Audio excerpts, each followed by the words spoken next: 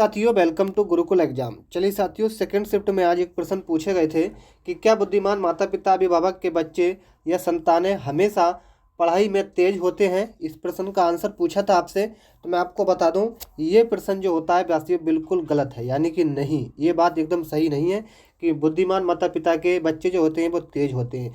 तो आपका right answer था इस प्रश्न का बी वाला। ठीक है, एक प्रश्न आगे पूछा गया था कि निर्धनों परिवारों के बच्चे जो छोटे आकार के परिवार से समृद्ध हैं, उनके विकास के बेहतर वातावरण पाने के मौके होने हैं, क्योंकि उन्हें बड़े परिवारों के निर्धन बच्चों की अपेक्षा क्या क्या समानताएं उनके अंदर होती हैं। तो आपको बता दें साथियों, ये आपकी समानताएं जो होती हैं वो होती हैं उनके बेहतर परिस्थितियां प्राप्त होती हैं। उन्हें क्या होती हैं?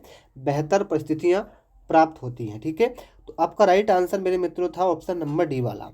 चलिए, एक प्रश्न आगे पूछा गया था कि बच्चे के समाजीकरण करने की दो विधियों में से एक किसने पारक है या सजा एवं, ये आपसे पूछा गया था। मैं आपको प्रश्न दोबारा पढ़ के बताता हूँ कि बच्चों के समाजीकरण करने की दो विधियों में से एक इसने पारक है, ठीक है, इसने परक, दूसरी सजा एवं और पूछी गई थी आपसे। ठीक है, तो आपको बता दें इस प्रश्न का राइट आंसर नोट कर चलना। उद्देश्य से परक सजा मिलती है। ठीक है, उद्देश्य से परक क्या मिलती है साथियों? सजा मिलती है। तो आपका राइट आंसर क्या था? बी वाला।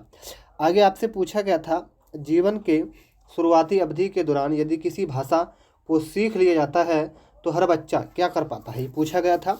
जीवन के शुरुआती अवधि के दौरान यदि किसी भाषा को सीख लिया जाता है तो हर बच्चा जो होता है वो आपका होता है एक मूल पैतृक भाषाई वंशज निवासी के भांति प्रभा प्राप्त कर देता है। ठीक है, तो आपका राइट आंसर क्या था? बी वाला। चलिए आगे आ जाइए। एक प्रश्न में पूछा गया था 2 से 3 वर्ष की आयु के मध्य एक बच्चे की भाषा विकास दर परसेंट में लगभग कितनी होती है। तो ये प्रश्न भी काफ़ी इम्पोर्टेंट था। इसका सही आंसर था 2 से 10 तक। ठीक है, कितनी साथियों? 2 से 10 तक। तो आपका राइट आंसर बी था। चलिए साथियों, आगे पूछा गया था मानवों एवं मनुष्य में विकास के सबसे तीव्र गति होती है। मनुष्य में विकास की सबसे तीव्र जो गति होती है साथियों वो आपकी होती है किशोर अवस्था। क्या साथियों? किशोर अवस्था। तो आपका राइट आंसर क्या था मेरे मित्रों? किशोर अवस्था। ठीक है, चलिए एक प्रश्न पूछा गया था सिफेलो कोडल प्रवृत्ति के सिद्धांत के अनुसार शारीरिक विकास होता है। तो सिफेलो कोडल प्रवृत्ति के सिद्धांत के अनुसार शारीरिक विकास जो होता है मित्रों वो आपका होता है सिर से पांव की ओर। किससे साथियों? सिर से पांव की ओर। ठीक है, तो आपका राइट आंसर ए हो जाएगा। चलिए एक प्रश्न आगे पूछा गया था कि गर्भधारण से शिशु के जन्म की अवधि को कहते हैं। गर्भधारण से शिशु के जन्म की अवधि को हम जो कहते हैं वो प्यारे मित्रों कहते हैं प्रसव पूर्व काल। क्या साथियों? प्रसव पूर्व काल। तो राइट आंसर सी हो जाएगा।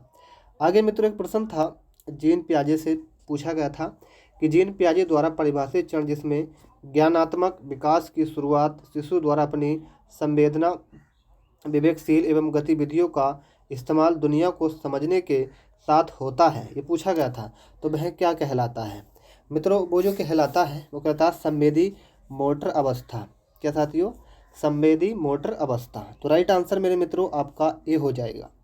आगे आपसे पूछा गया था रोसा स्याही धब्बा परीक्षण जो व्यक्तित्व का मूल्यांकन करने के लिए इस्तेमाल किया जाता है का विकास पूछा गया था।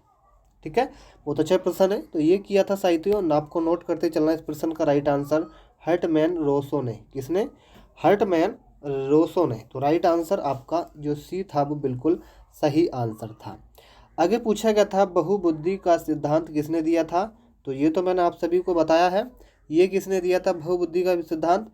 ये दिया था हार्वर्ड गार्डन ने। तो आपका राइट आंसर सी हो जाएगा। ठीक है, राइट आंसर सी हो जाएगा। आइए मित्रों आगे प्रश्न एक पूछा गया था अपने आसपास के वातावरण माहौल के साथ सामंजस्य से बैठने वाले या ढालने की क्षमता से बुद्धिमत्ता का संबंध जोड़ने वाले मनोवैज्ञानिक का नाम आपसे पूछा गया था।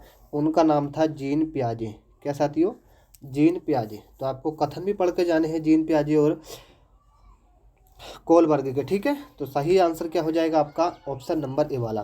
तो ये कुछ महत्वपूर्ण प्रश्न थे मेरे प्यारे मित्रों जो पूछे गए थे आज। कैसे लगे आपको हमें कमेंट बॉक्स में बताना है, ठीक है। और आपको चैनल को हमारे सभी छात्रों को सब्सक्राइब कर देना है, ताकि जल्द दोस्तों आप सभी के लिए यूपी टेट आने वाला है और आप सभी के लिए सी टेट की रिजल्ट भी आपका जल्द आने वाला है, ठीक है। तो सभी छात्र दोस्तों तैयारी करते रहना, जल्द आप सभी के लिए हम यूपी टेट की लाइव क्लासेस शुरू करने जा रहे हैं। तो सभी को जय हिंद, जय भारत।